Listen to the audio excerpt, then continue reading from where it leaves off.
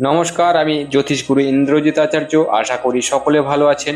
আজ হিন্দুত্বের মান চ্যানেলের পর্দায় আমরা সিংহ রাশির জন্ম রহস্য এবং এর পিছনে কিছু গভীর কার্মিক সত্য নিয়ে আলোচনা করব। আপনারা যারা এই মুহূর্তে ভিডিওটি দেখছেন তাদের রাশি যদি সিংহ হয় কিংবা পরিচিতদের মধ্যে কেউ যদি সিংহ রাশির হন, তবে মনে কি একবারও প্রশ্ন জেগেছে মহাবিশ্বের ট্রানজিটের সময় কেন আপনার আত্মা এই সিংহ রাশিকেই বেছে নিল? কেন আপনার হৃদয় আর পাঁচটা মানুষের যে আলাদা? কেন সবাইকে ভালো রাখতে গিয়ে নিজের ভিতরের হাসিটুকুই একসময় হারিয়ে ফেলেন?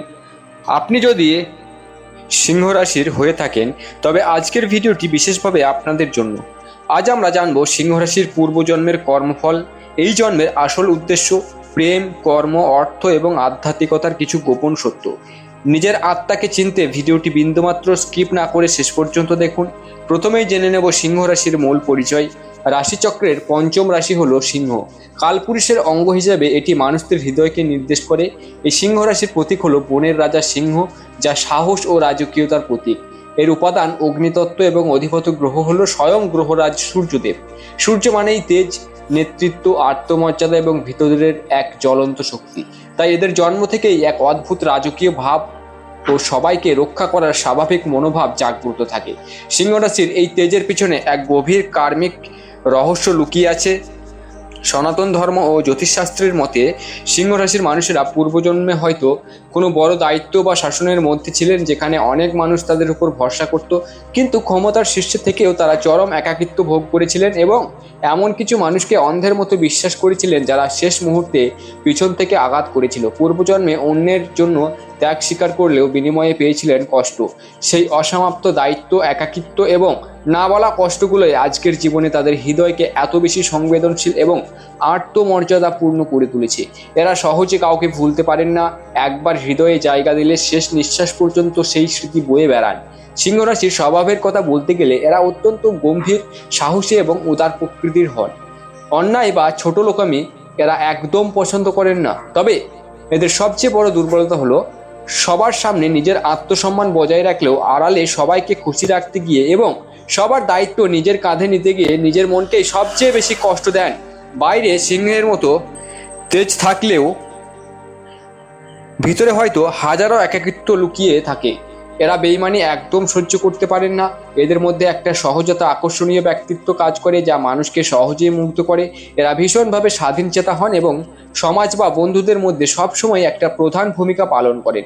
কিন্তু অন্যের সমস্যা সমাধান করতে গিয়ে এরা প্রায়ই নিজেদের প্রয়োজনের কথা ভুলে যান এবং অতিরিক্ত উদারতার মাসুল নিজেদেরকেই দিতে হয়। সূর্যদেবের প্রভাবে এদের পোশাক আশাক এবং চালচলনের মধ্যে একটা আভিজাত্য লক্ষ্য করা যায়। এরা নোংরা বা সস্তা পরিবেশ একদম সহ্য করতে পারেন না। কেউ বিপদে পড়ে সাহায্য চাইলে সিংহ রাশির মানুষ নিজের ক্ষমতা বা সময়ের তোয়াক্কা না করে ঝাঁপিয়ে পড়েন। তবে এত শক্তির মাঝেও এদের মধ্যে মাঝে মাঝে চরম জেদ বা রাগ দেখা যায়। এদের রাগ যেমন হুট করে মাথায় চড়ে বসে, তেমনি আবার কিছুক্ষণের মধ্যে শান্ত হয়ে যায়। তবে রাগের মাথায় নেওয়া ভুল সিদ্ধান্তের কারণে পরবর্তীতে এদের দ্বন্দ্বে পড়তে হয়। এরা সবসময় সত্যের পক্ষে নিরপেক্ষভাবে রায় দেওয়ার চেষ্টা করেন। এদের মুখে একটি স্বাভাবিক আত্মবিশ্বাসের হাসি থাকে, যা দেখে বাইরের কেউ বুঝতেই পারেন না যে এই মানুষটির ভিতরে কতটা লড়াই করছেন। সূর্যের প্রভাবে এদের জীবনে নেতৃত্ব, রাজনীতি বা যে কোনো সৃজনশীল কাজের প্রতি গভীর ঝোঁক আসতে পারে, কিন্তু অনেক সময় অতিরিক্ত লাভ, ক্ষতি বা অহংকারের হিসাব করতে গিয়ে এরা সঠিক সিদ্ধান্ত নিতে দেরি করে ফেলেন, যার ফলে জীবনের কিছু বড় সুযোগ হাতছাড়া হয়ে যায়। আলোর পাশাপাশি সিংহ রাশির জীবনে কিছু নেতিবাচক সমস্যাও রয়েছে। হরস্কোপ সূর্য বা মঙ্গল দুর্বল থাকলে জীবনের কোনো না কোনো ক্ষেত্রে অপ্রীতিকর ঘটনা ঘটতে দেখা যায়। এরা সাধারণত 30 বছর বয়সের পর থেকে জীবনের আসল সংগ্রাম উপলব্ধি করতে পারেন। অনেক ক্ষেত্রে অল্প বয়সে এদের ওপর সংসারের বোঝা চেপে বসে। সিংহ রাশির মানুষের ক্ষেত্রে একটা অদ্ভুত বিষয় লক্ষ্য করা যায়। এরা সবার জন্য সবকিছু উজাড় করে দেয়, কিন্তু কাজ ফুরিয়ে গেলে মানুষ এদের ভুল বুঝে যায়। আশ্চর্যের বিষয় হলো সেই স্বার্থপর মানুষরা আবার বিপদে পড়ে ডাকলে এরা নিজেদের ক্ষোভ ভুলে গিয়ে আবারও সাহায্য করতে ছুটে যান। এরা সব থেকে বেশি আঘাত পান তাদের কাছ থেকে যাদের সবচেয়ে বেশি ভালোবাসেন। যদি এদের দাম্পত্য জীবনে অশুভ গ্রহের প্রভাব থাকে তবে সাংসারিক জীবনে নানা রকম অহংকারের লড়াই বা অশান্তি দেখা দেয়। অনেক সময় বিপরীত লিঙ্গের দ্বারা এরা সঠিক মূল্যায়ন পান না। জীবনের প্রতিটি পদক্ষেপ যেন এক একটা লড়াই, যেখানে সুখ আসে ক্ষণিকের জন্য আর দায়িত্ব ও মানসিক কষ্টই বেশি স্থায়ী হয়। সিংহ রাশির মানুষরা মন থেকে কাউকে সহজে আঘাত করতে পারেন না। আর মানুষেরা এদের এই সরলতাকে দুর্বলতা ভেবে ঠকাতে শুরু করে। কেউ যদি এদের আত্মসম্মানে আঘাত করে তবে এরা চরম উগ্র হয়ে ওঠেন এবং প্রতিশোধের আগুন জ্বলতে থাকে। কিন্তু সিংহ রাশির মানুষের পবিত্র হৃদয়ে হওয়ার কারণে শেষ পর্যন্ত আর প্রতিশোধ নিতে পারেন না। এরা আপনজনদের আবদার মেটাতে নিজের শখ স্বাচ্ছন্দ্য বিসর্জন দিয়ে এরা সবকিছু নিঃস্ব করে ফেলেন। তাই আপনাদের উদ্দেশ্যে একটা বিশেষ পরামর্শ, আপনারা কখনোই একসাথে পৃথিবীর সবাইকে খুশি করতে পারবেন না। তাই জীবনের কিছু ক্ষেত্রে না বলতে শিখুন। সিংহ রাশির জীবনটা এমন যে যখন সুখ আসে তখন রাজকীয়ভাবেই আসে, আর যখন দুঃখ আসে তখন পরিস্থিতি কল্পনার বাইরে চলে যায়। এরা সাধারণত 5 জনের দায়িত্ব নিতে গিয়েই সমস্যায় পড়েন, যার থেকে অনেক সময় জীবনের প্রতি এক তীব্র বিতৃষ্ণা জেগে ওঠে। প্রেম ও ভালোবাসার ক্ষেত্রে সিংহ রাশির মানুষদের হৃদয় সমুদ্রের মতো গভীর। এরা নিজের সম্পূর্ণ অস্তিত্ব দিয়ে ভালোবাসেন, কিন্তু দুর্ভাগ্যজনকভাবে জীবনের অন্তত একবার এদের মন চরমভাবে ভাঙার অভিজ্ঞতা হয়ে থাকে, যার জন্য এরা আড়ালে চোখের জল ফেলেন।